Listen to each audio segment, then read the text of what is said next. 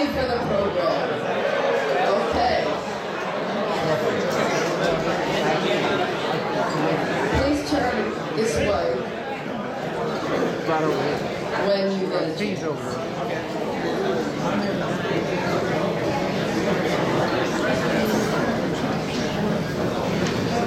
First of all, thank you all for coming. It's wonderful to have such a great group of people. And we seem to keep having lots of people. I think there's a good reason why, don't you? I think we're ready for a win all the way around. More than ready. It gets worse by the day. But anyway, today we have another great program. And I have the honor of introducing one of our distinguished senators, state senators, who comes from East Texas. He is from Texas Senate District 1, Senator Bryan Hughes, but I'm going to tell you a little bit about him first before he comes up.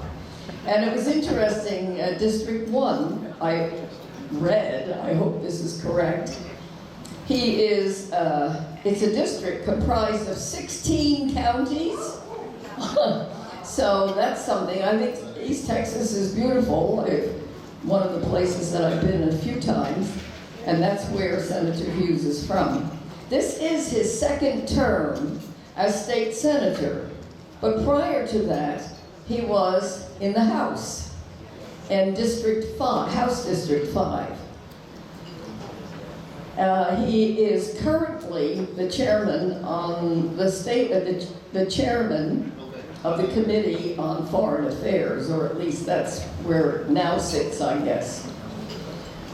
He has been also a member of a number of committees, among others perhaps, but education, jurisprudence, economic development, nominations, and redistricting. He was born in East Texas, went to Tyler Junior College, the University of Texas in Tyler, and got his law degree in Baylor. He also clerked for the U.S. District Judge William Steger and maintains his own private practice in East Texas. He has been honored by numerous awards, and we can only judge that by the fine work that he has been doing for all of us. Currently, he was largely very influential, in fact, authored two very important bills that became laws signed by the governor. The one was, or is, the abortion ban, the 6-week abortion ban. Yes, we appreciate that. And the second one, the election integrity bill that passed into law in the 87th legislature.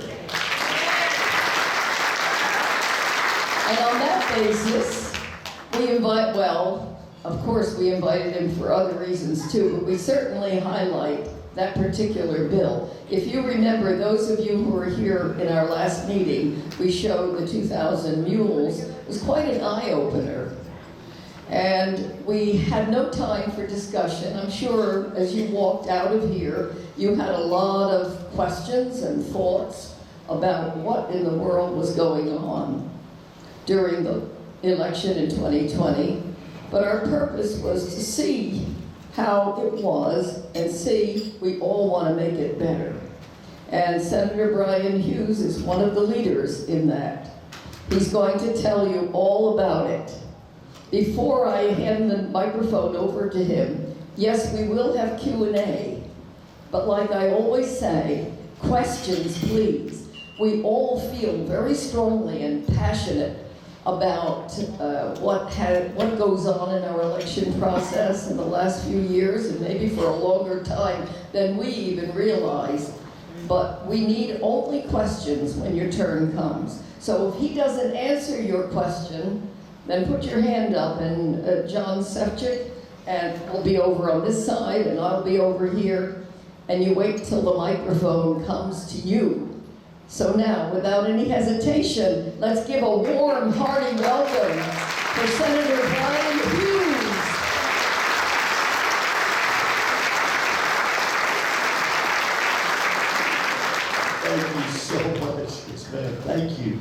My name is Bryan Hughes. Some of us have met before, and my goodness, I'm getting reacquainted with some folks and meeting a lot of us for the first time. Thank you for having me. This is really special for me. Some of us, nobody in this room is old enough to remember a guy named Phil Graham. So Senator Phil Graham, before he was in the U.S. Senate, he was in the U.S. House of Representatives. And he talked about what it was like becoming a new member of the U.S. Congress. Remember this? And so how many of us have been to Washington, D.C.? So you've been there.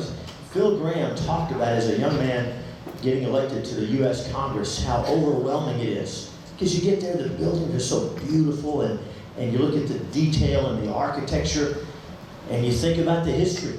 You think about all the gravity, the issues of great gravity that are dealt with there. And you think about the people that have gone before you, the great names in history, and just the atmosphere there is just overwhelming. And Phil Graham said, so I got to Congress and I thought, man, how did I get here?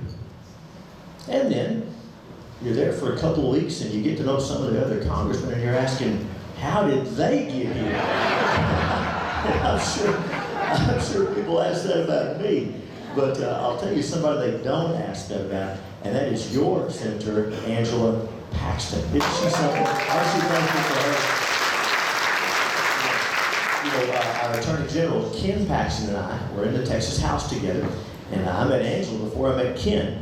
Angela used to be Ken's secret weapon, but now the secret's out, isn't it? She's something. I know you're blessed to have her, and it's a joy to get to work with her. Richard Noble is here, who I've worked with for so long, and he carries there she is. If there's a big conservative bill that's important to people like us, and they're looking for someone to carry that in the Texas House, they knock on her door. She always says yes, and she gets it done. She gets it fast because she believes in these things. It's in her heart.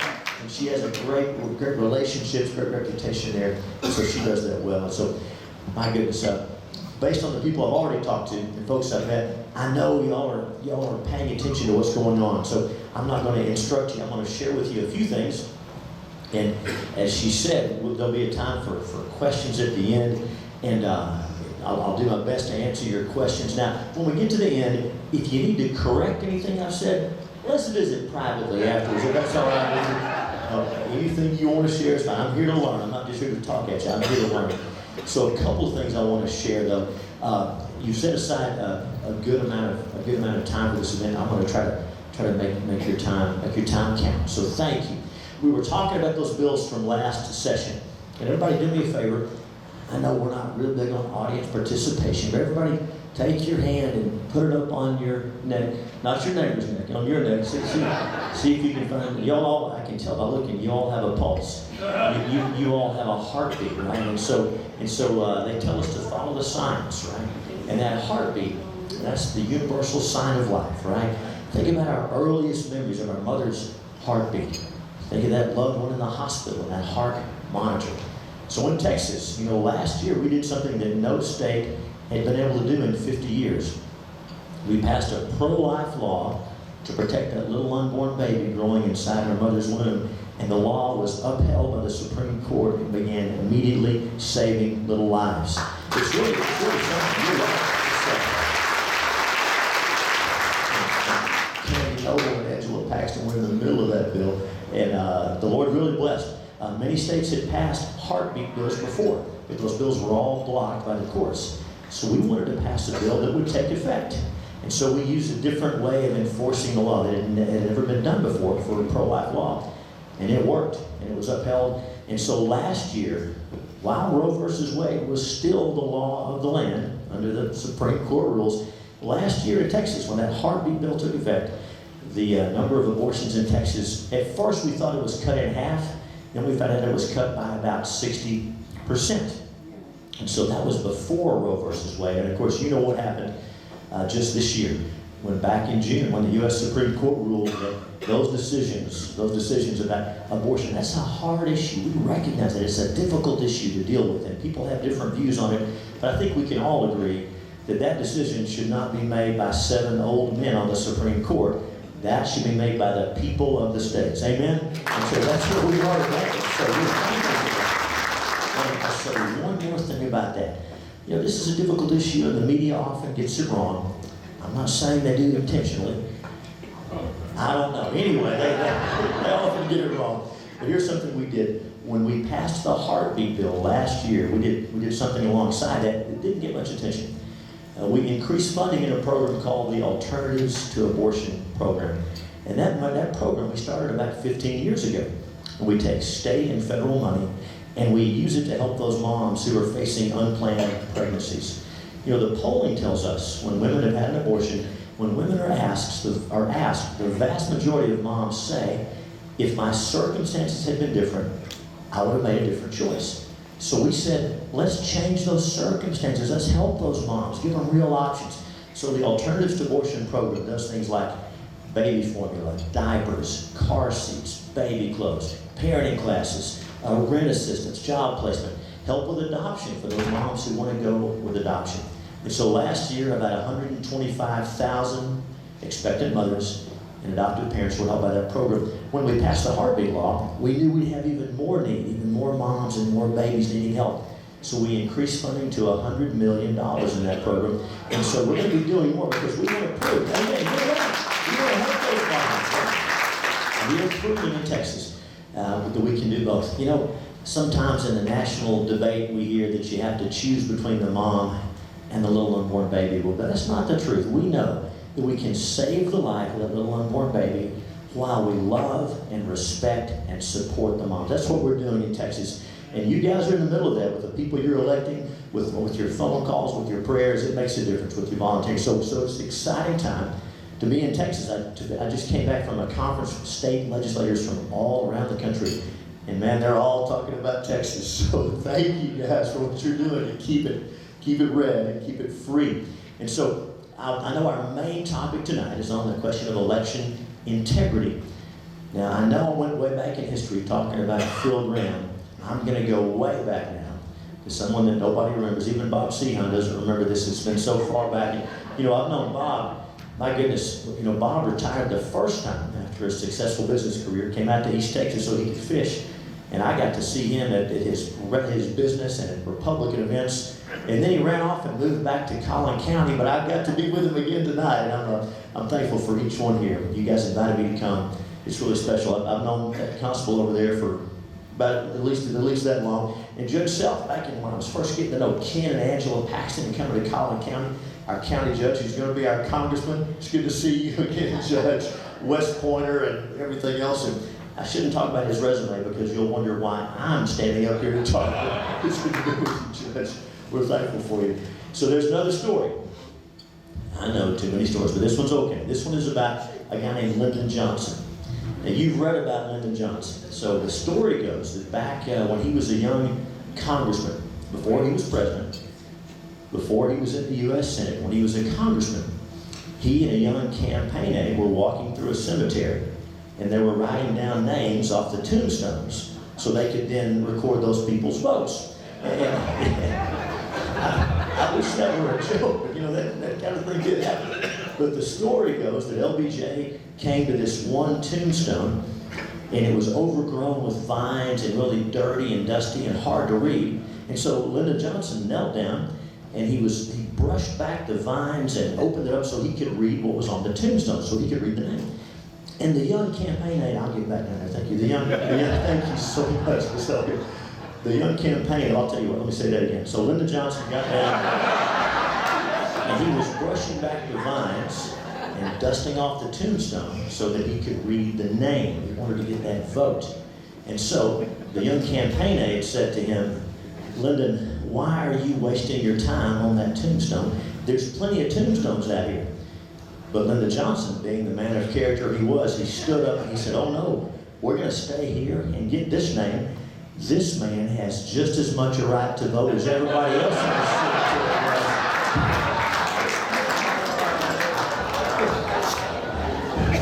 So, whether that is literally true, we don't know, but we know that we have a history, and certainly the other party has a history of election fraud, real problems in our election. So I want to tell you some of the things that we did last year to curb that, and to tell you what I believe we have a lot of work left to do. I want to hear from you as well. But first of all, to set the stage, I want to take you back to 2020. Seems like so long ago. When you remember when COVID first came out, and it was scary for most people, real scary for some people, some weren't as serious about it. But we know it really turned our society upside down, right? Tell you what else it did. It gave an opportunity for Democrats around the country to change the rules on how elections are conducted. So what did they do? Well, for one thing, even in red states, back in 2020, because of COVID-19 and concerns about people getting out, in red states like Georgia and Arizona and Pennsylvania, what did they do? Those red Republican states, they went to universal ballots by mail so that everybody got a ballot by mail. As you know, in Texas, you have to be 65 or over.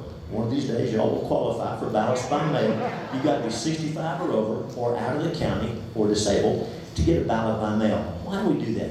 Because we know that the safest way to vote, the most secure way to vote, is in a polling place with election workers and with poll watchers, right? In a secure environment where you know your vote is getting recorded. Don't we agree that's the best way to vote? If we can do that, that's ideal. But we make accommodation for folks who can't get out, folks who are disabled, who are going to be out of the county. So that's ballots by mail.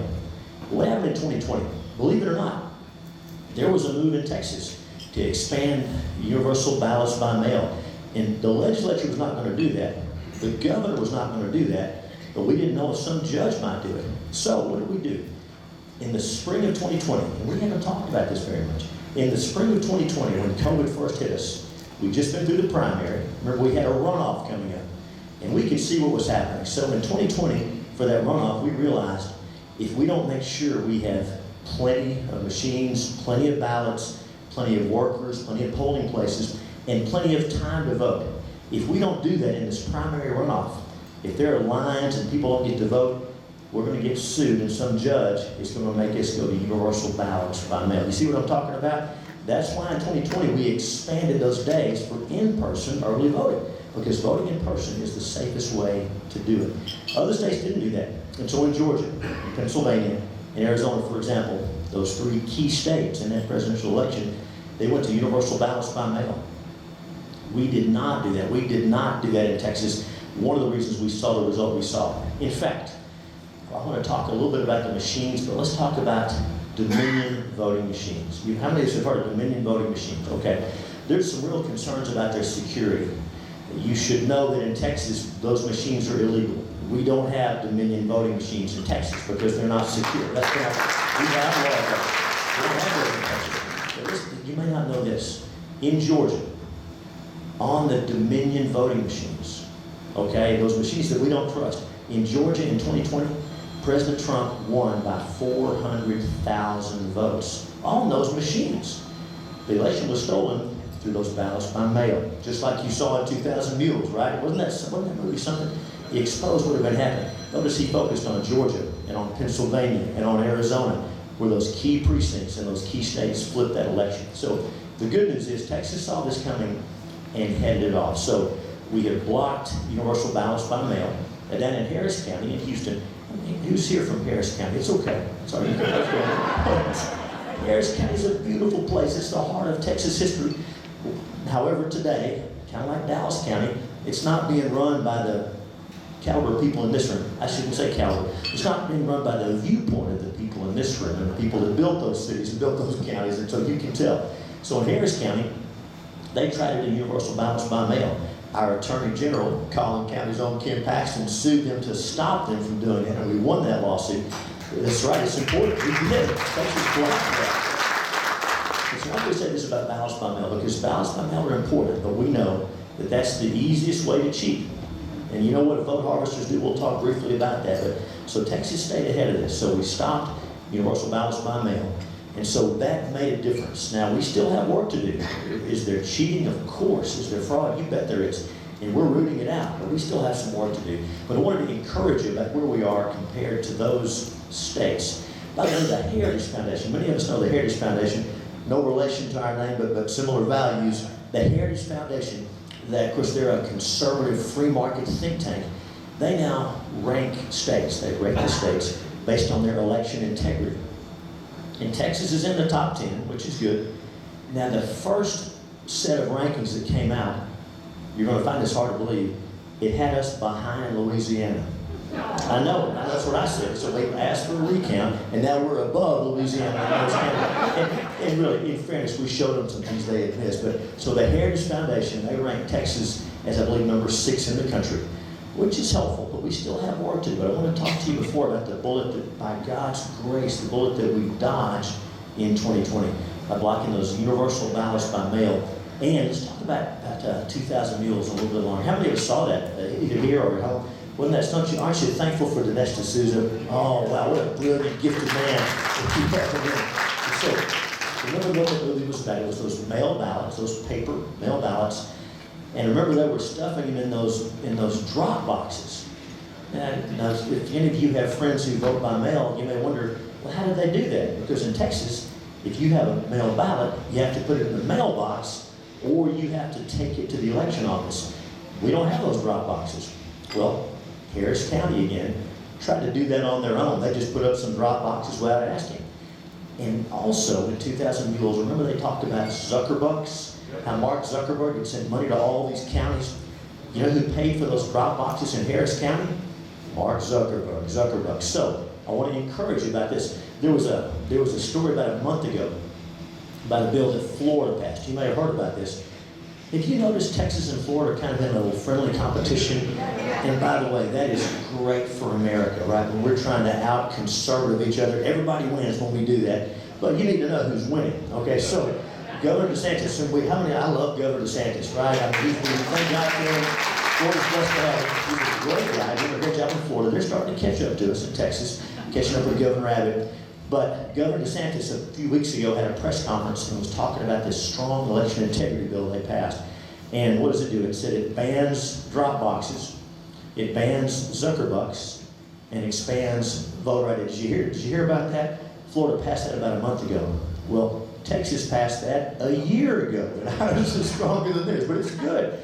We have not done a good job about getting out the word about what's been accomplished. So in Texas, those Zuckerbucks are illegal. It is a crime now in Texas for an election official to accept that private money because elections in Texas are not for sale. Amen? We don't do that in Texas. It's against the law. And those drop boxes are against the law in Texas. And voter ID. Now, let's talk about voter ID for a minute. Of course, when we say voter ID, of course, we mean a photo ID to vote, right? So about 10 years ago, we did voter ID, photo ID, for in-person voting. Some of you all may remember this debate because, believe it or not, there was a whole lot of opposition to photo ID for voting. And y'all know how silly that is. You have to have an ID for anything. But our opposition, the folks who didn't like photo ID for voting, they had a couple of points. They said, well, some people don't have a driver license. Some people don't drive, but maybe folks who don't drive anymore. Maybe they're in an assisted living or a nursing home. Maybe they don't drive, and they don't have a driver license. That's not fair to them. And we said, you're right. So this DPS, the Texas Department of Public Safety, can issue you a state ID card even if you don't drive. It's an official state ID card. And we said, you can use that for your photo ID. Thought we solved the problem. And then our Democratic friend said, yeah, but that's no good because that state ID card, you got to pay a fee for that, and it costs some money. And even if it's only 30, 40 bucks, it's real money. That's going to be hard for some people. We don't want this to be a poll tax. And you know what we said? We said, you're right. So those state ID cards, we're going to issue those for free. We remove every possible objection to voter ID because we need it, right? We need it. So at some point, when we've solved all their problems and they still opposed it, we thought, is it because they want to cheat? Is that why? I'm not saying that, I'm just asking. But anyway, we put in voter ID and they said this. They said, if you require photo ID to vote, you're going to depress turnout. Remember this? They told us this. They said, you're going to depress turnout, people won't want to vote. You remember what happened when we put in voter ID? Turnout went up because people had confidence in the system. That's what we want, right? Whether we win or lose, we just have to know that the system is fair and votes are counted properly. So photo ID, in-person voting, has worked for a long time. And in Senate Bill 1 last year, we expanded voter ID to mail ballots as well. And why do we do that? Because we've heard too many stories. We've had too much sworn testimony about these ballot harvesters that go to people's houses and steal their ballots out of their mailbox, or who forge their names on ballots, or who request ballots for people that don't even live there. So we wanted to make sure the person casting the ballot is the one who's entitled to cast the ballot. Amen? Does that make sense to you guys? So that was a big crack in Senate Bill 1. Let me speak briefly about ballot harvesters. So we probably shouldn't call them ballot harvesters because harvest is kind of a positive term, but anyway, where they're called ballot harvesters. And this is what 2,000 Mules was about in many ways. These ballot harvesters, where do they get these ballots? Well, many times they prey upon older voters, they prey upon first-time voters, maybe voters that have a disability, or maybe voters that don't speak the English language so well. And they go to these people's houses, and sometimes they'll be wearing a vest or even a name badge, looks like they're official, and they'll offer to help people with, oh, can we help you with your ballot? Have you got your ballot yet? Here, let me help you fill that out. Or they'll ask the voter to sign a form that's not filled out, and they'll take the form and they'll go get the ballot themselves. This is a real problem, and these are paid political operatives who are doing this. And it's been hard to crack down, it's hard to catch them, because sometimes when you catch them, they'll say, oh, I'm just here to help Mrs. Smith. She had questions about her ballot. And sometimes Mrs. Smith was confused. She didn't know who these people were. So here's what we did in Texas, just to make sure there's no question about this. To crack down on ballot harvesting, to pull this up by the roots. Texas now has the strongest law in the country on ballot harvesting. And here's the law. And this would be helpful to those of us who work for campaigns. Sometimes we volunteer, sometimes we get paid. Here's the law in Texas now. Today, if you are being paid by a campaign, no matter how much or little you're being paid, if you're being paid by a campaign, it is illegal for you to be in the presence of a voter and their ballot by mail.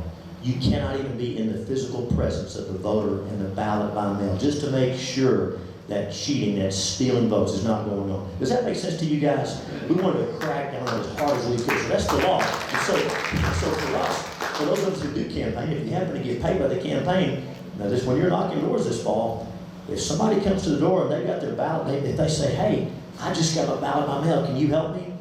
So take note. If you're getting paid by a campaign, you need to say, I'm sorry, I can't help you, and get out of there. Because we don't want anybody to think you're trying to influence their vote or anything like that. You wouldn't do that, but be aware of that. That's a strong law. As a matter of fact, when we were debating this bill, one of my friends on the other side, he said, Brian, if we put this in place, do you realize what this is going to do? Because we've all done that, right? I mean, we've all done that where our paid campaign workers help people fill out their ballots. We've all done that, right? And we're all just kind of looking at it like, no, we haven't done that. Anyway, doing that is now against the law. So keep that in mind. Also, we're doing an audit. You may not have heard about this. We're doing an audit of the 2020 election in Collin, Dallas, Harris counties. Have y'all heard about this? It's being done by the Secretary of State. It's been going on for months. And it won't surprise you that the records from Collin County look a whole lot better than the records from Dallas County. That's not just because I'm in Collin County tonight, but so that's true. So every ballot from beginning to end is being audited, being checked. Something else that we passed last year in Senate Bill 1 requires that the counties, that they match the number of people that checked in to vote with the number of people that voted. They have to reconcile that. I know that seems pretty obvious, but some counties weren't doing that. You know what we found out? We're doing this audit. And I hate to pick on Harris County again, but I'm going to pick on Harris County again. We did this audit. It's going on right now, and we learned that this year, 2022, in the primary, Harris County had 10,000 ballots that they had forgotten to count. And we caught this because of the bill we passed and because of the audit. So those are being counted now. So we're rooting this out as we come to it, as we find out about it. Now, let's talk about these voting machines. How many of us, when you vote on one of those electronic machines, you cast your ballot and it just says, okay, you voted.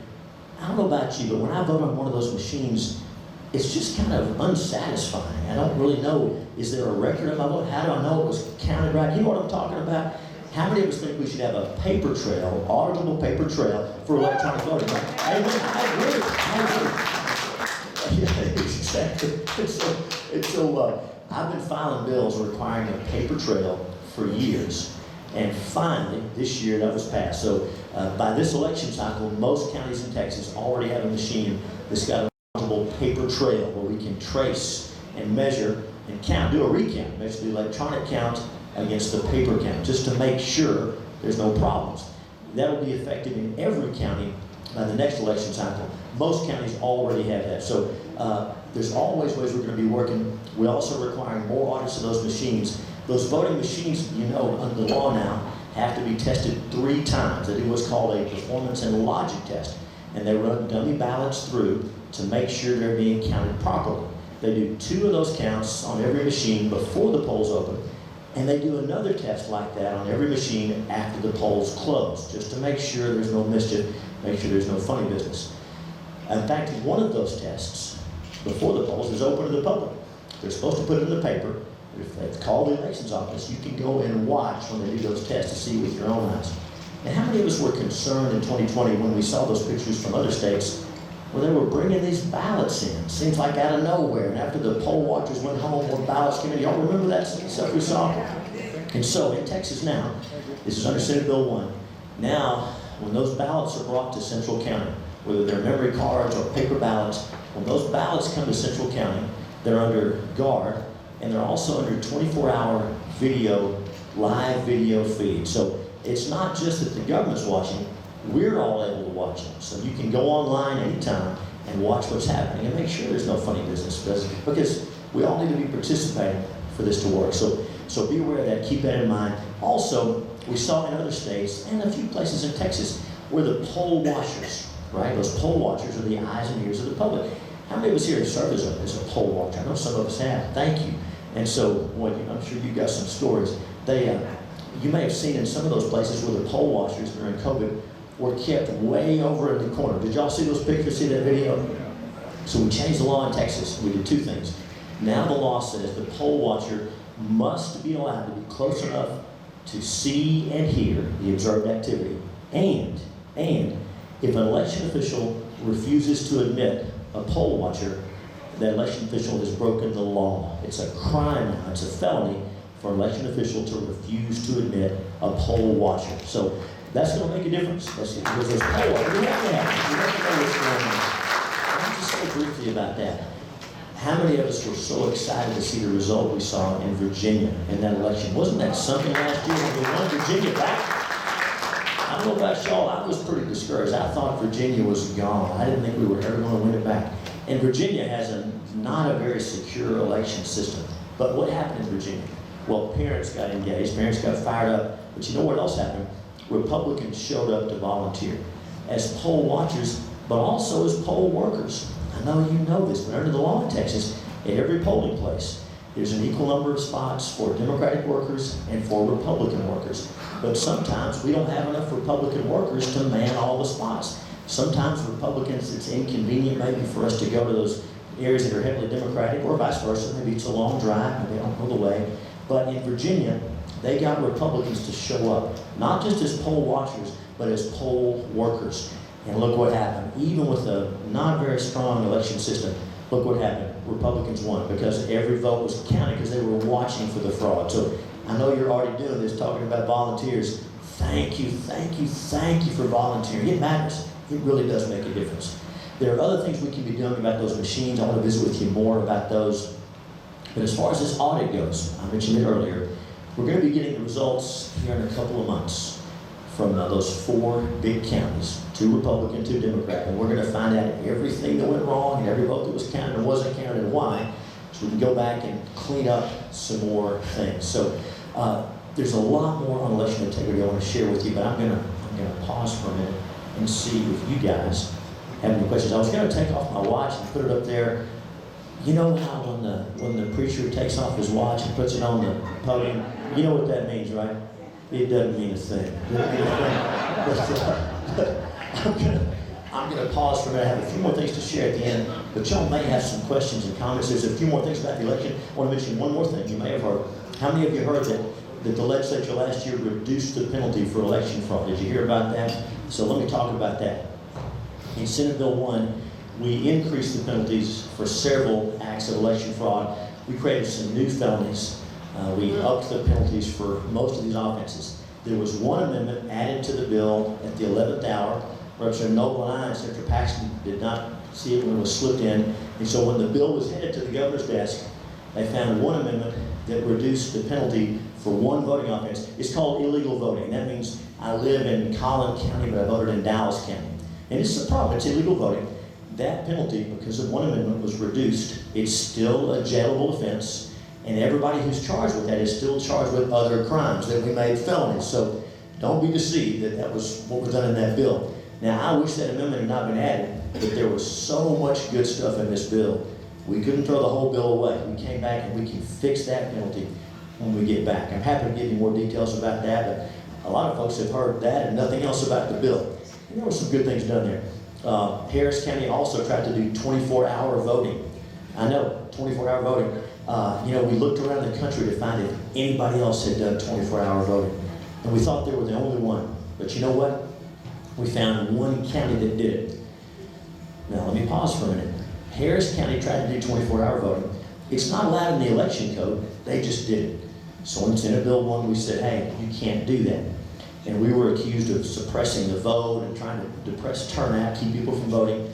We found one other county in the country that did 24-hour voting in 2020. It was Los Angeles, California. And it gets even better. Los Angeles, California, they, of course, that other party runs Los Angeles, California. You've heard of them, nice people. Anyway, Los Angeles, California, they went to 24-hour voting during the primary, but then they got rid of it for the fall because it didn't work. And nobody was accusing them of voter suppression because they're not Republicans, but that's okay. Harris County tried to do 24-hour voting. There was testimony that they couldn't get enough election workers, couldn't get enough poll watchers. And you know, what's that thing about how nothing good happens after midnight or 10 o'clock, fill in the blank, whatever you want to. And they said, and the Democrats said to us, well, what about working folks? What about folks who have to work? And we said, I agree with you. So in Senate Bill 1, you know what we did to expand legitimate voting? In Senate Bill 1, we made a couple of changes. So the law in Texas for a long time has said, in the general election, in the November election, the law in Texas for a long time has said, if you show up to get in line before the polls close, and then the polls close while you're still in line, you get to vote. That's been the law for a long time. The law also says that your employer has to let you off to vote in the general election. It's been that way since the 1980s. You know, those protections did not apply in the primary election. And y'all know that's where most of our races are determined. So now, in Texas, if you're in line when the polls close, you get to vote in the primary. And if you have a job where you can't get off work, your employer must let you off work. We also expanded weekend voting and a little bit later hours to give more people more opportunities to vote. We took away 24-hour voting. It was never in the law anyway. And have y'all heard of drive-through voting? I'm not making this up. This was another Harris County attempt. I hate to say it, but to cheat. So, do we all agree that the secret ballot's pretty important? That only you and the Lord know how you voted? I know none of you would misrepresent to your spouse or your children or your boss how you voted, but you know, that's just between you and the Lord. Nobody knows how you voted. In Harris County, they had drive-through voting. So people were pulling up and they were passing the election machine from one person to the other. The election workers couldn't see inside, poll watchers couldn't see inside, and it gets even better. The election administrator in Harris County did this during early voting. Harris County is run by the other party, by the way, but the election administrator said, this election, this drive-through voting is not working. If we don't stop this, we're afraid these votes aren't going to count. That's what the Democrats said about drive-through voting. So we got rid of that. We want to make sure that everybody has an opportunity to vote in a polling place, whether it's election workers and poll watchers. For those folks who are disabled and come to the polling place, of course, we can let them vote curbside, one at a time, with people watching, with people helping and making sure they're getting to cast their vote. I want to share one more story with you, then I really am going to go to questions. So I mentioned too, they often prey upon voters with a disability or voters with, voters with maybe limited English proficiency or maybe first-time voters. So I'm going to read to you some sworn testimony from a trial down in Hidalgo County. It's a beautiful place. By the way, Hidalgo County is turning Republican, in case you haven't heard. I was down there. You saw where Congressman Myra Flores won that seat that the Republicans had never held. She won that seat, and I was so humbled. I was invited to speak at their Reagan Day dinner. I think who they really wanted couldn't make it, but I don't care. They asked me, and I came and spoke. got to meet her, and they are on fire down there. Because, you know, our Democratic friends, for a long time, they've been saying, we're going to get Texas.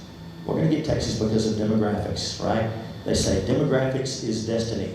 And for you English majors, that doesn't sound like proper English because demographics is plural. But anyway, they've been saying demographics is destiny. The growth of the Hispanic population, they say, is going to make Texas Democratic. Well, I would say this. The Democrats were right about demographics, but they had it backwards. They had it backwards. Our Hispanic friends, by and large, are pro-life, pro-family, patriotic, entrepreneurial, pro-military, and we're figuring out how to see this testimony I'm going to read you from a trial in Hidalgo County. Because here's what we learned. Here's what we learned. We have these people who will lurk around the polling places. And when they see a voter come up who looks a little unsure, maybe they're not sure what the system is, they'll come alongside the voter and say, oh, ma'am, let me help you vote. So they walk inside and they tell the election worker, I'm helping Mrs. Jones. And Mrs. Jones is a little confused. She hasn't done this many times. And she thinks maybe this is part of the process. So the worker goes in with her to help her ostensibly, but that's not what happens. Many times, of course, those people who are lurking outside the polls, they're being paid by a campaign. So let me read to you one of those cases. So this is testimony from Marcella. And Marcella was a first-time voter. She wasn't familiar with this process. And so she'd been told to go vote, and this lady's going to assist you. Here's what she says. So she says, I go to the polling place. I'm reading her sworn testimony in the trial. And she says, then I go to the polling place. And Marcella comes up. I go to the polls, and Marcella comes up behind me. By the way, we since learned that Marcella was being paid $500 a day by a candidate who was in that race on the ballot. But this lady did not know that. So I'll go back to our testimony. I come to go to the polls, and Marcella comes up behind me. I had the intention of, well, that she was going to assist me how to do those things because I didn't understand that machine. So she started punching in the machine. I don't even remember the language in the poll. She was telling me, you're going to press here, and you're going to press over there. So I saw that she put it in favor of the team that she was on. She marked the computer. I'll make sure and get this right. The voter says, I didn't touch the machine at any time. So I had the idea that she was giving me like a tour of how to do those things, and that she was going to leave. So by the time I told her, okay, let me vote on my own, she said, no, you already voted. That's what happens, and that's what's been happening in some of our elections in Texas. And so that's why Senate Bill 1 cracks down on stuff like that. These people, these paid political operatives who are trying to steal ballots, who are trying to get in between the ballot and the voter, we're not going to tolerate that in Texas. And so when you see these things happening, there's a way to report it, there's a way to deal with it. We're pulling this up by the roots. We're never going to have a perfect system, never going to have an insuperable system, but we're learning what they're doing, and we're plugging holes and making our system stronger and safer. I've got a few more things to share, but I will pause now and see if anybody got questions. And in spite of what I said before, corrections are okay. I need your corrections. I need to hear from you as well. Y'all go ahead, please. Senator Hughes, looking at the 87th legislature as a success is misleading, considering more than a third of the state house is governed by Democratic chairmanships. We, the people, voted for Republicans, yet we get Democratic chairmanships with the ability to hold up bills we want voted on. What can you and your colleagues do to help us stop the Speaker of the House with this despicable action? It's a great question. It comes up a lot. I'm supposed to ask you about that. And so, again, it's been some time ago, but Texas used to be part of the solid South. It was all Democratic. And then in the 50s, 60s, 70s, Republicans began to win seats. And so, during that time, the Democrats who ran the legislature, they began to, the moderate Democrats, the conservative Democrats back then, would lock arms with the Republicans and gang up on the liberal Democrats. So they began to give Republicans chairmanships. Now, they wouldn't give us, appropriations. They gave us some little committee. And by the way, I wasn't there then. This is a long time ago. But this is so Democrats began to give Republicans chairmanships. So once the Republicans had a third of the seats in the House, they got a third of the chairmanships, and so on. Same thing in the Senate. And so once the Republicans got the majority, before I got there, they did the same thing. They would take a moderate Democrat and put them on some committee where they couldn't do any harm. That's how it used to be. I'm just giving you the background of it. So that's how it's been done. And so it's changed over time. So today in the Texas Senate, we have one Democratic chairman. His name is John Whitmire. He's a Democrat from Houston, and he chairs the Committee on Criminal Justice. And there's been a move in the Republican Party now to take another look at criminal law and how we treat criminals, and it's kind of a libertarian thing, and we want to be smart about how we do crime, but some of us are concerned maybe they're getting kind of soft on crime, in the Republican Party. Well, this Democrat who chairs the Criminal Justice Committee is tougher on crime than most of the Republicans are in the Texas Senate. So Lieutenant Governor makes him chairman of that committee. Now, he hasn't stopped anything. The majority of the committee is still Republican. He's the chair. But I can't point to a single legislative priority that was stopped by him. The Senate passed every single legislative priority last time, and the House passed most of them, and the House is still moving in the same direction. So it's a tradition Texas has.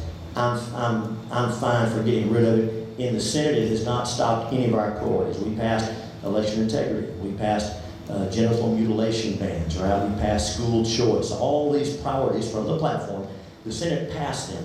And again, we have one Democratic chairman, and he's pretty tough on crime. I mean, I think you would like him on criminal justice, but Lieutenant Governor appoints the committees in the Senate, and so he's going to make those decisions, but it hasn't stopped any of our priorities in the Texas Senate. But I'm all for changing it if that's what folks want to do. It's not I want to get those conservative bills passed while we have the majority. Amen? That's what we have to do. So thank you. It's a great question. Thank you very much. Brian, quick question. Back to the 2,000 mules. I had a friend ask me that they have all these ballot harvesting people. We know a whole lot about them. Have any of those people been convicted? And if not, why not? It's a great question. 2,000 mules. Some of those people, they have their names, right? And so, I don't know, you'll notice none of that video was from Texas, right? Those were primarily Georgia, Arizona, Pennsylvania. The left was pretty smart. They went to those key states where they could flip the election. I don't know if they've been prosecuted. We should find out. They weren't in Texas. In Texas, we do prosecute election fraud. During this, so our friends on the Democratic side used to say, there's no evidence of election fraud. And then we showed them the evidence, and they said, well, there's no evidence of widespread election fraud. And I asked my Democratic friend on the other side, how much fraud is okay? What's acceptable, right? My goodness. So they do get prosecuted in Texas, but those 2,000 mules, that's a good question. I hope they'll turn that over to the prosecutors. Yeah, they've got to know the answer to that. No prosecution's okay. So yeah, they need to do something about it. Let me say this about prosecutions. I'll anticipate a question and I'll come back. So many times these election crimes have to be prosecuted by the district attorney. And in some of our urban counties, district attorneys are elected with George Soros' support, or at the very least from the Democratic Party. And many times there's a concern that maybe the DA, now let me say, we have a great district attorney in Collin County. We love him. He's a law and order man. He loves the Constitution. We thank God for District Attorney Willis. But in some urban counties in Texas, we have district attorneys who don't enforce the law. And I don't know if they just don't have the resources, or maybe they're afraid of the ballot harvesters. We can draw our own conclusions, but in some counties they will not prosecute. So we gave that authority to our Attorney General, and he does prosecute election fraud, as you know. But how many of us heard about this Court of Criminal Appeals case last year that says the Attorney General cannot prosecute those cases? Have you heard about this?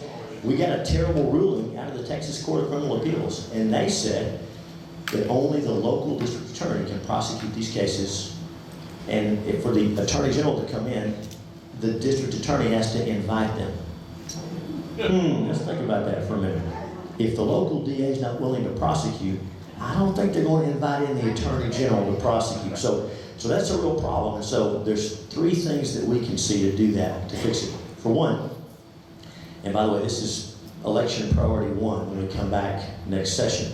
One thing we could do is to change the law so that it's not just the DA in this county, but most of our urban counties have at least one Republican county touching it, right?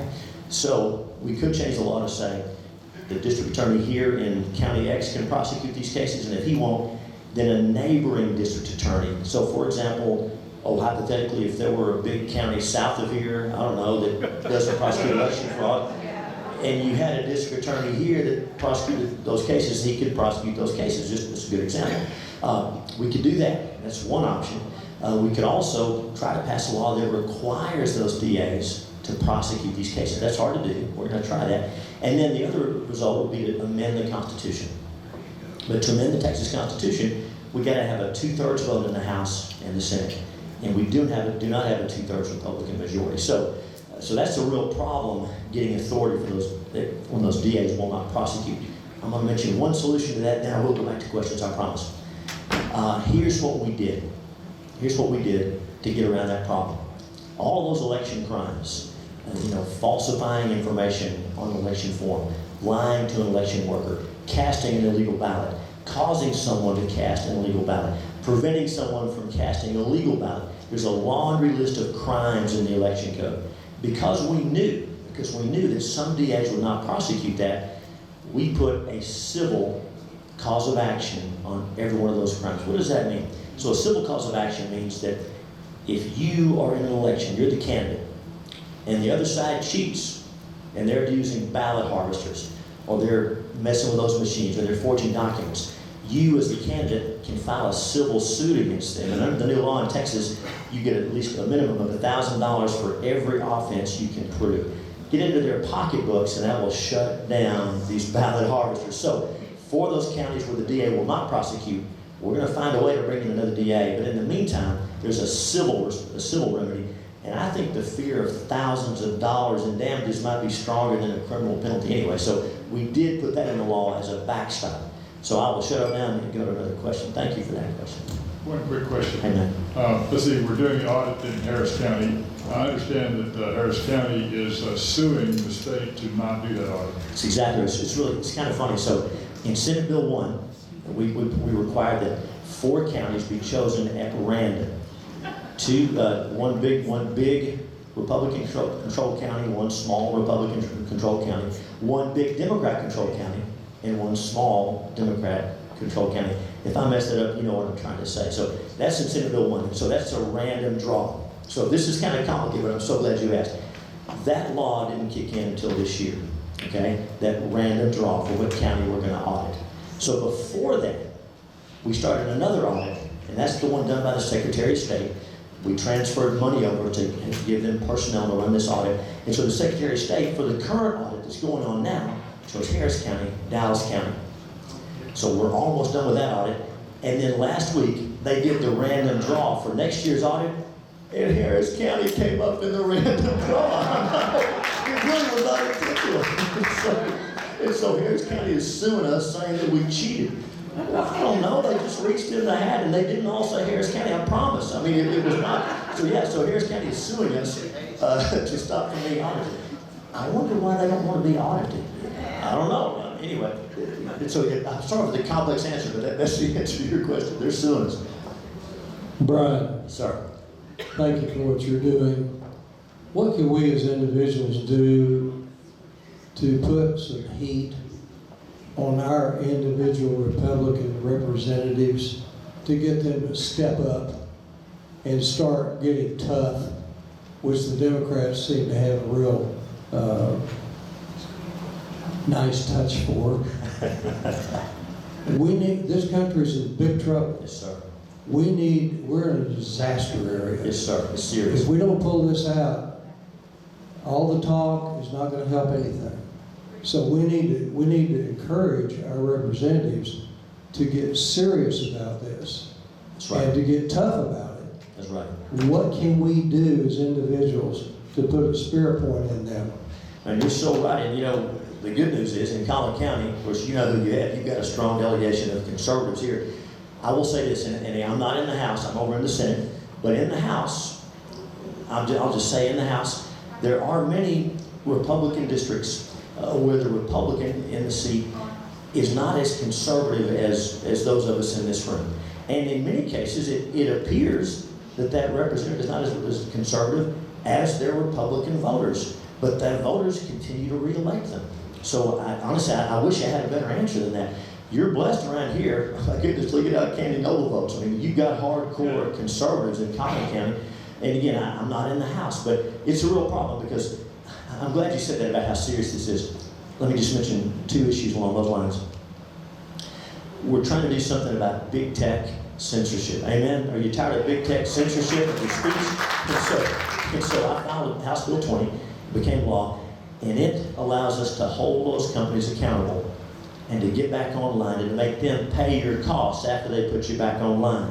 And we've been blocked by a federal judge. We're in the Supreme Court right now on that law. But you know, we have a lot of conservatives who say, yeah, those big tech companies, those are private companies, and we can't do anything to them.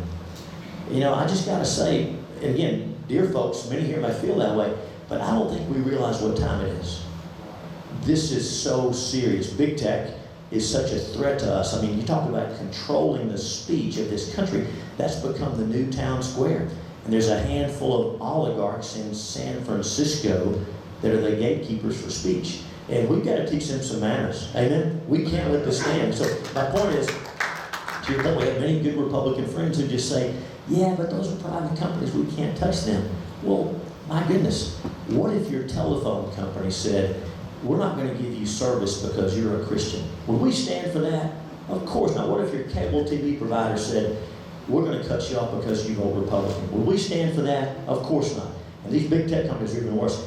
I just make the point to say, I've been dealing with Republicans in Texas and around the country who don't seem to know how serious this is and how, I'm with you, man. I mean, I'll tell you what, I love my country and I'm not giving up, but this is a real fight. This is serious. I agree with you totally. You're blessed with a strong delegation here, but there are some Republicans who don't see it the way we see it, and I wish we had more. Now, I'll say this, the Texas Senate is already real conservative, and it's getting more conservative this year. We're getting even more conservative Republicans. I think you'll see the same thing in the House. There's more conservatives coming to the House this year, and I think that's the answer, right? Just those elections are the answer. I wish I had a better solution, but I hear what you're saying. Thank you. First, I apologize. Profoundly deaf. Okay. A lot of us have trouble hearing. Okay. Wanted a clarification earlier, and thank you very much for being here tonight. Thank you. You talked about Dominion systems not being in Texas. Yes, sir. And they used them in Georgia, but I wasn't sure if I understood you correct. Were you saying that Dominion system cost 400,000 votes to not go for Trump or to go to Biden and should have gone to Trump? Because there's a lot of lawsuits about this right now. Well, I'm so glad. Thank you for asking me to clarify that, because I kind of threw that out as a side note. I'm so glad you asked. So Dominion voting machines, those are not allowed in Texas. Our Secretary of State has to approve every voting machine. And because those Dominion machines, we were worried about it even before 2020. So we do not allow Dominion voting machines in Texas.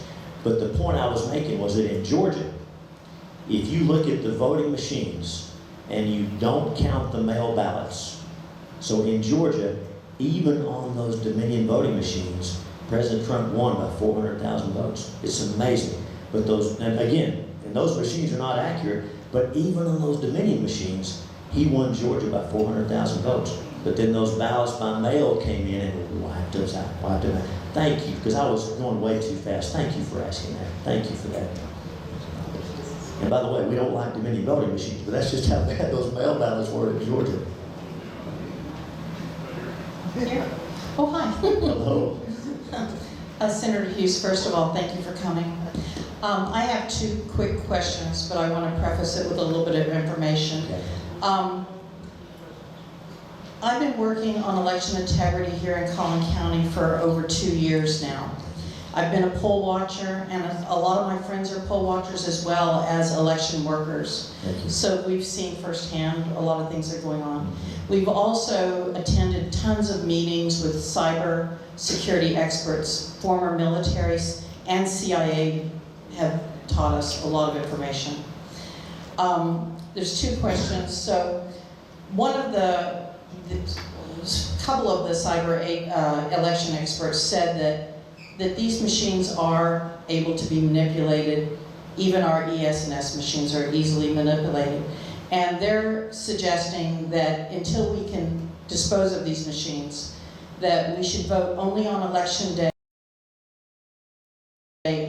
person, and that we should not vote by using a mail-in ballot either. That's what they're suggesting. I want to get your feedback on that. And then the second question was, on the Secretary of State, the 4 counties that they're auditing, Yes, ma'am. and Collin County is one of them. Yes. That's the 2020 election, and here we are in 2022, so it's 2 years later.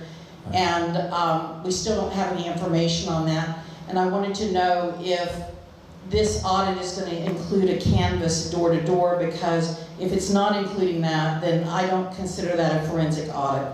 So those are the 2 questions.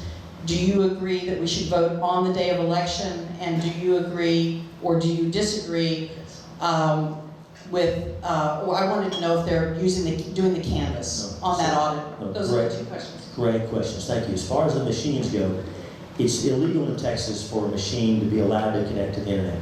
It's illegal, and so if no one has yet shown me a Texas voting machine that can do that. Again, I've met with a lot of folks, and I want to see it. Listen, I don't like those machines. That's why I want the paper backup. That's why we have the paper backup. We can't rely on just those machines. Now, if a machine is able to connect to the internet, that's against the law. And the county with that machine, the official that bought those machines is subject to criminal penalty. That's against the law in Texas. So I see a lot of stuff from other states that don't have as strong systems as we do. We've also had cases where an election machine is brought out by itself, and when people have open access to it and get into it, they can make it do funny things. But that's against the law, because they can't be connected to the internet. There has to be an air gap around the machine, so nothing can connect to them. And so again, when you see those, please share that with me so when you see it. So the machines we have in Texas, we know are more secure than the ones in Georgia and other states. But let's find out. I mean, if they're not working right, let's rip them out. I'm all for that. So a lot of what I hear from some of the experts I've talked to is based on other states, other machines, or they'll take the machine out and get into it, and you can't do that if we have Republican election workers and Republican poll watchers. So that's what I would say to that. Now, as far as the audit goes, we didn't even authorize the audit until 2021. So that's why it's taking so long, right? 2021, we got back in session, and all these concerns about 2020 came about, so we authorized the Secretary of State to do this audit. And so they're going to have all the data collected by the end of this month, and there's going to be a report to the legislature and to the public. And so by canvassing, do you mean like for the mail ballots, making sure that each person casts the mail ballot? It's a door-to-door. We do a sampling, and right. we've done that Right. actually ourselves, Right. a group of us here in Allen, Texas, Yes. door-to-door canvassing to see if people actually voted. So far, we've found about 40% of the people we've canvassed did not vote, but yet it's recorded that they voted. You know, I'm so glad you brought that up. That's been happening a lot because those voter rolls haven't been cleaned up. And so that's one more thing I should have mentioned. Those voter rolls, you may know this, we don't have a statewide voter roll in Texas. There's people talking about our statewide voter roll, does not exist. Each county maintains its own voter roll, and so that's the problem, right? Because we're all for local control until we're not for local control, because some counties don't do as good a job of cleaning up their voter rolls when people move, right? Or when people pass away. Or how about this? You get summoned for jury duty, and the judge calls you up and you say, "Oh, Judge, I'm not a citizen, so I can't be on the jury." Well, for years, we had some counties that refused to take those people off the voter rolls. I mean, they told the judge they're not a citizen, or they register to vote, and then they get a driver license and they say, "I'm not a citizen, I'm a resident alien." So, for the first time under Senate Bill 1, the state can force those counties to take those people off. Because here's how we do it. When we realize that someone has registered to vote and then said, "I'm not a citizen," the Secretary of State notifies the county. If the county refuses to clean that up, the Secretary of State cuts off their money for the election. That's the first time we've ever been able to force voter roll cleanup. So there's that. But let's talk in more detail about the canvassing. Listen, I want to learn from you. We want to get this right. We want to make sure that people are really voting and no one else. So thank you. Share with me everything you're learning. I want to put it in place. Thank you. Listen, thank you. Great Senator Hughes, we have one last question here, and we are on a bit of a time because we know some of you do not like to sit here all night. So I'm sure Senator Hughes would linger, hopefully, and maybe yes and maybe no. Of course, yes, ma'am. I'll be- Afterwards. But I have a question back here, and that will end our questions vocally. But please stay behind and ask the Senator Hughes. We are blessed tonight to have somebody who knows a lot, makes a difference, and he wants to learn. Hi, Senator. I wanted to say thank you for what you're doing. I have become a poll watcher, an alternate judge, a judge. I've been block walking. I'm a new precinct chair. Thank you. Thank you. Is it not a conflict of interest as the person, your election official, election administrator, family member, say son-in-law, is an ES&S programmer? You know, I know that we changed the law to require all communications between the counties and those vendors have to be made public. We want to make sure whatever those companies are saying about the machines, we all see it. So that particular question, I don't know the answer on it. I'm going to have to look at the law. You may know the answer. Let's talk afterwards. I don't know the answer to that. But all the communications between those companies and the counties have to be public. Now that's new. That's in Senate Bill 1 as well. And I'll give you my card unless somebody knows. You tell me. We'll look up the law. I don't know the answer to that. I want to thank you for asking. I want to find out. So you tell me. Give me your information. I want to say this. Listen, you guys are so active. You're doing so much, and you're an encouragement. You are an inspiration, and I mean that. I mean that. So many of you have served in the military and business. You serve the Lord. You're raising your families, and you're still taking time to do this. And that's America. And each one of you has a better American story than I do. Whether we're immigrants, whether we were born here, you work hard to pass down these blessings. And we're so thankful for this free market system, aren't we? As much as capitalism is just scandalized and criticized, even in America now, we know that in this free market system, here's what I was taught growing up. And I was raised in a single-parent home in rural East Texas. But even then, and I didn't know we were poor. It was a great childhood. But I was taught in America, if you work hard and you trust the Lord and you play by the rules, you can succeed. No matter what your parents did, no matter the color of your skin, even if you tried and failed, you can succeed. In America, when you do better, you lift other people up with you. You people have lived that, you're living that. Thank you for doing that. And as I go to my seat, I want to share with you the most important thing I have to say. And I will stick around. You know, it used to be back home, people would ask me if I was going to stay. You know, sometimes you got multiple events, you have to be in and out. People would ask me if I'm going to stay, and I would say, I'll be the last one to leave, unless Louis Gohmert's here, then I'll be the next to the last one to leave. But now I'm the last one to leave, so I'll be here if you want to talk, and I want to listen to you. But let me just say this as I go to my seat. I love my country. I know you do. That opening, like if you were telling me how much fun this would be, that opening of our meeting with that song and those videos and doing those pledges and our national anthem, man, thank you for doing that. I love this country. I know you do. And I love this state. And I don't believe God's done with us. I believe America's best days are ahead. But I want to tell you this. As much as I love my country, and as much as I love my state, I'm so glad that my citizenship is in heaven. And I want to tell you why that's true, okay? Being an American, that doesn't make my citizenship in heaven. I know it's hard to swallow. I know. But being an American is not enough. Even being a Texan, even being a fifth-generation Texan, it doesn't get me to heaven. Now, Texas is as close as you can get on earth, but it's still no comparison, right? Even being a Texan doesn't get me to heaven. But I tell you, my citizenship is in heaven. Why? Because even though I'm a sinner, and I sin and I fall short just like you do, I'm worse than you, but we're all sinners.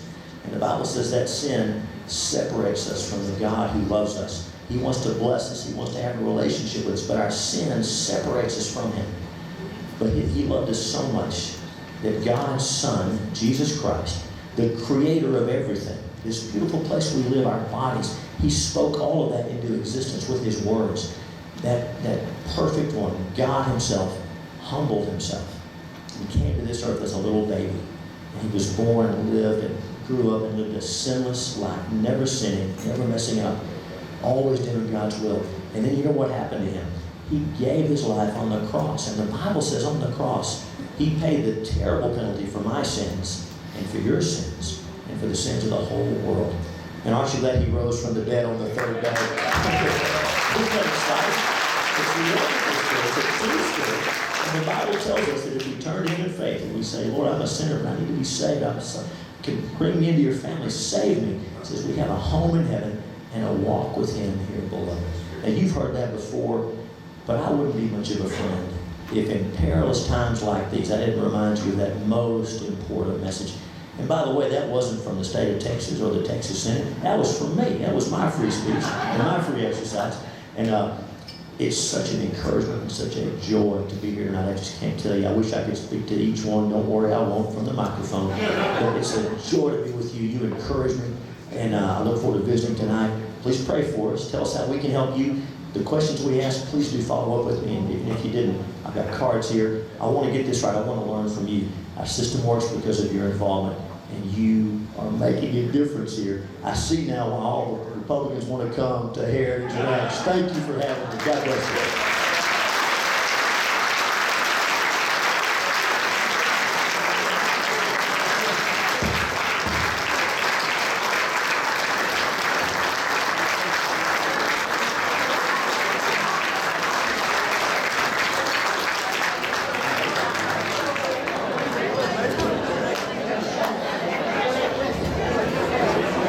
Thank you, Senator Hughes. We've got a few more things, and I'll just say this. Senator Hughes is a very tough act to follow. I can tell you a few things about Senator Hughes that just speaks of the character. I first learned about Senator Hughes from my daughter, who had gone on a missionary trip to Cuba. She said, some guy that was with us from East Texas. And I said, who was it? Bryan Hughes. And that's how I came to know Bryan. I want to talk a little bit about a couple of things that are going on. Number one, January 10th, 2023 will be here soon. And that's when the legislature starts. But that's only the start. The legislature is working now. They're holding committee hearings. They're holding sessions to learn about what they should put in bills. They're drafting legislation. And this fall they'll be filing legislation. So now's an opportune time to help work with our legislatures and encourage them, direct them, correct them, whatever the case may be, to influence the legislative session. So if you have any idea that you want to help Bryan Hughes or our own Senator Angela Paxton, Katie Noble in the House, we have a legislative team that we can plug you into, and you can begin working now on the legislature in 2023. I do want to say one other thing. That's a volunteer job. Many of you have volunteered already to clean up the voter rolls, to be poll watchers, and to be poll workers. We need more folks doing that. And tonight, I want to introduce to you Jan Lowen. Jan is the Collin County GOP point person for coordinating poll watchers. So Jan, come out here and tell everybody how they can sign up.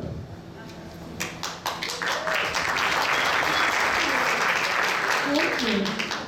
Well, I think that Ben has stood me up here as Exhibit A of somebody who survived the first 2 years of poll watching, because you know how it is when you're starting a new program, things are pretty vague, and they were pretty vague and loosey-goosey the last 2 years, but this last year, the Republican Party of Texas really got their act together.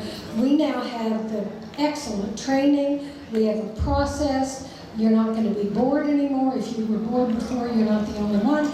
We're prioritizing the opening and closing. We're prioritizing those high-risk locations.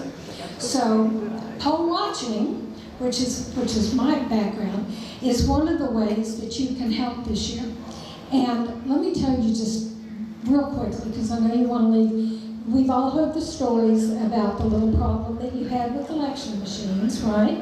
In early voting. We are never going to know what caused that. I have heard 15 stories, first-person stories of people who think that their ballot was not counted, because most of us don't read our ballots.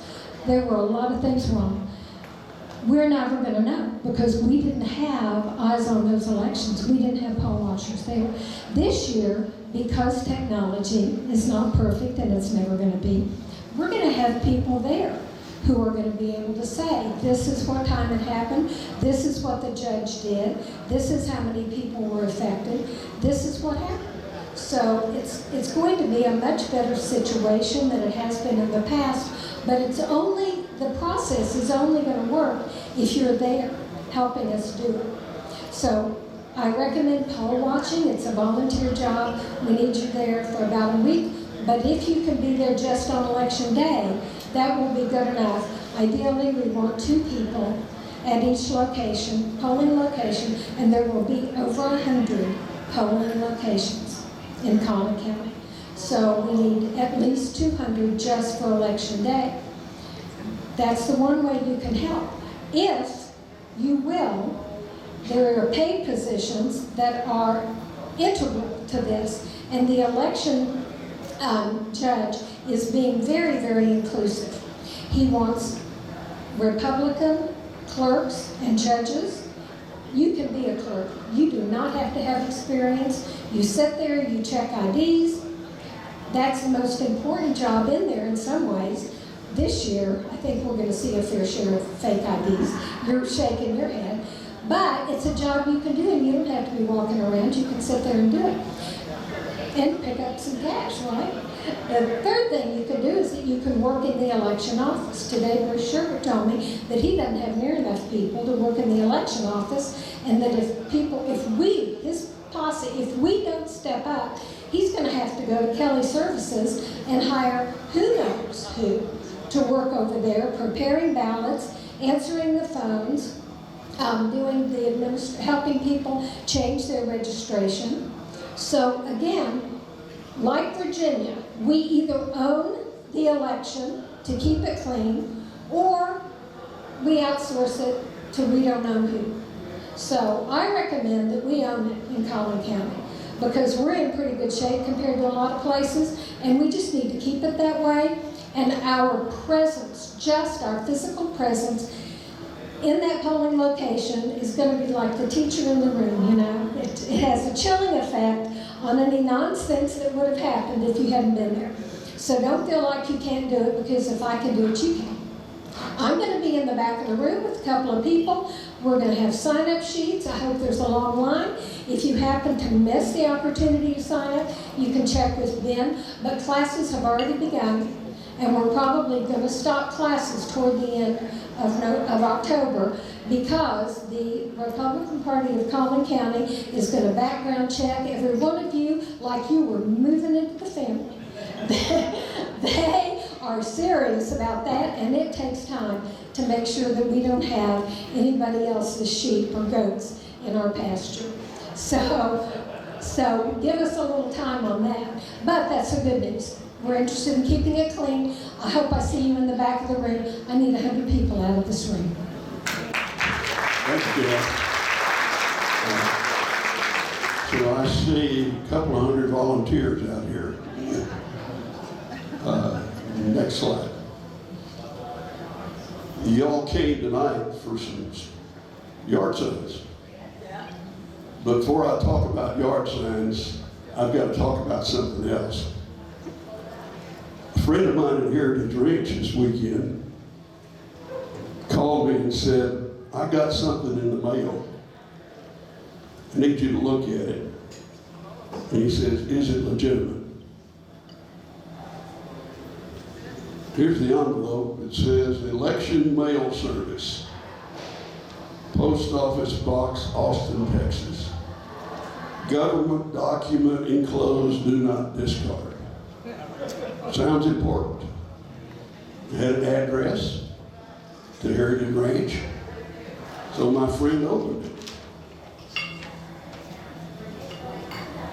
Inside says self-addressed envelope, return mail. Also inside is what looks like an application for voter registration. Now, I'm a deputy voter registrar. I kind of looked at it, and yeah, it's got this guy's name on here, it's got correct address, got his date of birth.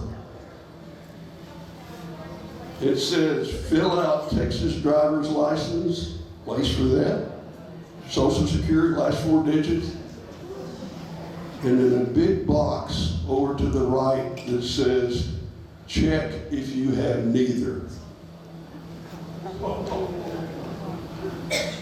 And you're supposed to sign it, date it, and return it to Collin County Registrar of Voters on Red Bud Street. Now, that's kind of legit. It's not exactly like a voter registration card, which I have. And some of the elements are there. So it's kind of legit. There was another thing in there. A wonderful picture of Beto. Where did he go?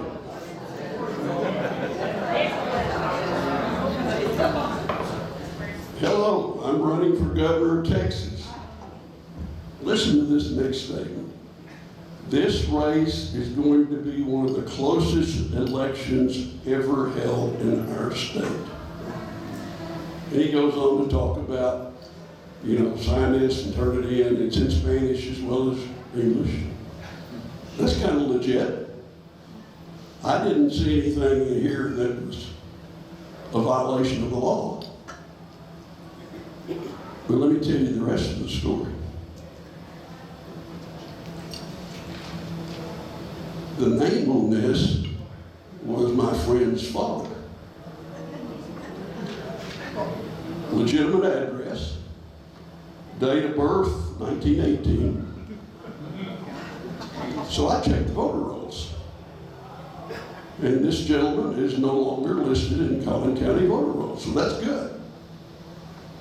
But I'm still worried about this big box on the side here. Somebody could take this, check that box and turn it in and try to get registered to vote. And that tells me a couple of things. Number one, the Democrats are desperate. The only way this address is legitimate. This man passed away 10 years ago, in 2012. The 5 months before he passed away, he was in a memory care unit. And prior to that, he was in an assisted care living center. When he moved into the memory care unit, they required a forwarding address. The only time this man ever used this forwarding address was in a 5-month period in 2012 before he passed away. I can't get down on my knees and play Lyndon Johnson, but the Democrats are literally turning over tombstones trying to register people to vote. Here's the evidence. Now, thank goodness my friend's a good Republican, and he knew what to do with it. I say all that to let you know this election is very important, and the Democrats are desperate, well-funded. They wasted money on this guy, and they're going to be doing everything they can do. So what can you do? What can I do? Here's my spiel. You can get a yard sign tonight. We have red yard signs for members and sponsors. That's a perk for joining our club. you get a red yard sign for free. We have a limited supply of Greg Abbott signs. We will run out of Abbott signs tonight, but we'll take orders for Abbott signs, and we'll lean on his campaign to get us some more. There's plenty of red signs. Our yard sign crew is set up in the library. After the meeting, you go in, sign up, they'll give you yard signs, and then you're ready to put them in your yard.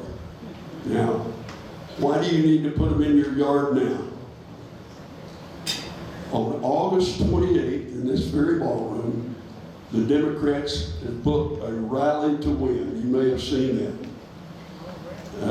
I would love to come and watch that, but 2 hours of Democrat drivel is enough.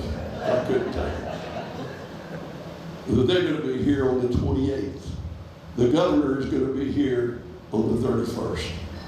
We need every Republican to have a yard sign to greet the Democrats and to welcome Governor Abbott when he comes. So get your yard signs after the meeting in the library.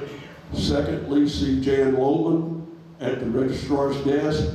Sign up to be a voter registrar, poll watcher, poll worker. We need you. And now for a little bit of club business. Ted.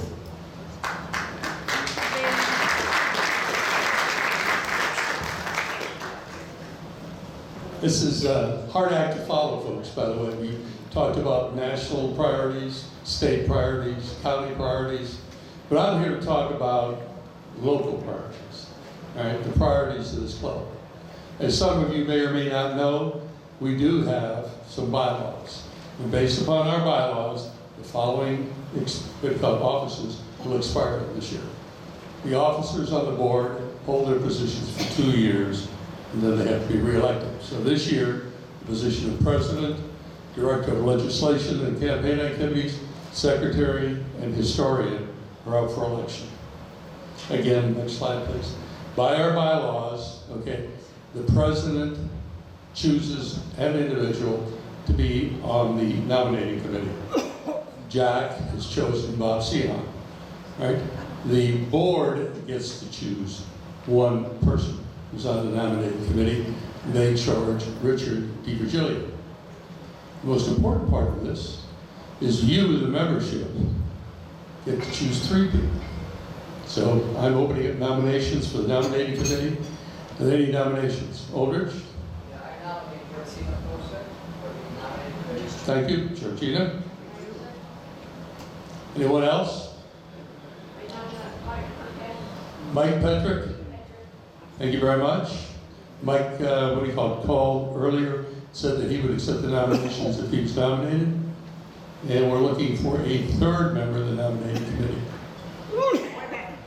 Yes? I nominate Albert Malillo. Albert Malillo, yes. Thank you. Albert, you accept? And I see the nodded head there. Thank you very much. So those are the 3 individuals for the nominating committee. The nominations are now closed. You have chosen the individuals on the nominating committee. Over the next month, we will be looking at the slate. If any of you are interested in any of the positions that are open, please contact us. We'll be reviewing the qualifications of the individuals, and you'll be able to elect your officers for next year. Thank you very much. Have a great evening.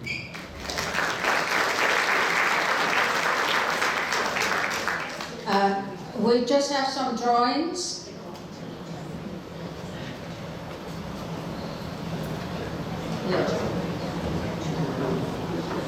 The first drawing will be for a car wash.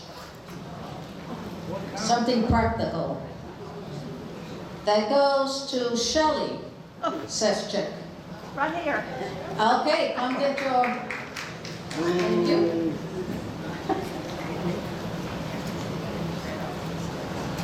The next one will be for note cards, personalized note cards. That goes to Maggie Metz.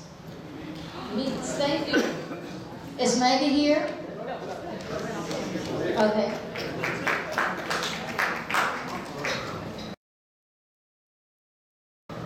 Ben?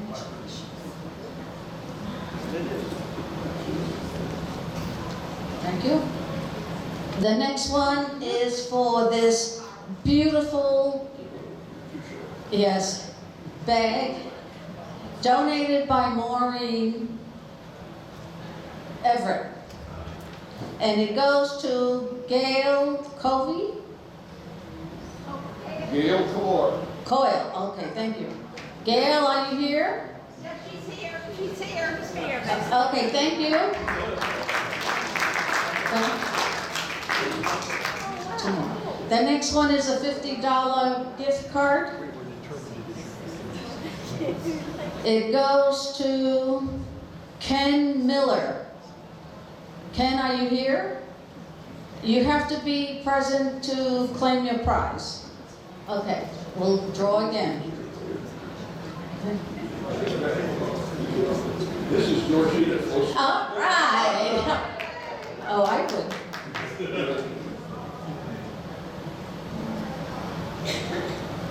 Okay, this one is for Sue Reeves.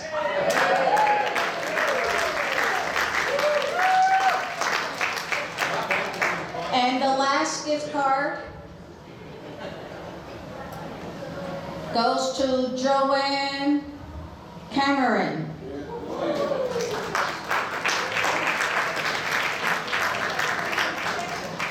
Thank you. And last comments will be made by Jack. Thank you very much. Listen, this is only going to take a couple minutes, I promise. But first of all, I would be remiss if I didn't talk about how much we learned tonight from Bryan Hughes. We learned a great deal. I know I did, and the people around me all said they did too. But besides that, we saw his passion for this country, for his belief in what we can and should be as a country, and for his determination to make certain that we make it happen. So thank you so much, Bryan, for coming here and trusting us for your time. I'm just going to add a couple more things. You know, I'm the name badge guy. I started off by talking about these things. Be sure and leave them on the table when you leave tonight. Finally, I just want to talk about upcoming events. Number one, on August the 31st, you've already heard comments and you've seen some of our releases, but we will have, once again, Governor Greg Abbott will be here on August the 31st for a luncheon, 11 to 2. So that release is out there. It's on our website. People are signing up fast and furious. So if you intend to come, please sign up. We are going to be using the ballroom and the grill area to get everybody in for this event. Secondly, on September the 19th, we have the Lieutenant Governor, Dan Patrick, will be here to speak to us. So we have two very strong presentations coming up, as if we didn't already have one tonight. So all of these things are being done because these are the kind of people, presentations, and material that you want discussed. Finally, we want to remind you that on October the 9th, we have our defense series briefing, again, right here, supported by this Republican Club, right here in this ballroom, and it will be the challenges of invading Taiwan. So that's another critical subject that our people want to hear about. Okay, I promise you we get you out of here, and so we're going to do that. I want to thank you all for your time and attention tonight. We had an outstanding program because we had an outstanding speaker. We will have more. Okay, so in our closing remarks, this is a great slide because it reminds me of one important thing. We used to say our obligation is to get out and vote. That's our responsibility. Well, that hasn't changed. But guess what? There's another dimension added. Get out and vote and volunteer. volunteer to help the beliefs and faith that you have in this particular conservative administration and time. So we have to do more than just vote. That used to be good enough. It's not now. Now we need to get totally involved in helping. We get great volunteer response from this team. We need you, and we very much appreciate your participation. Thank you.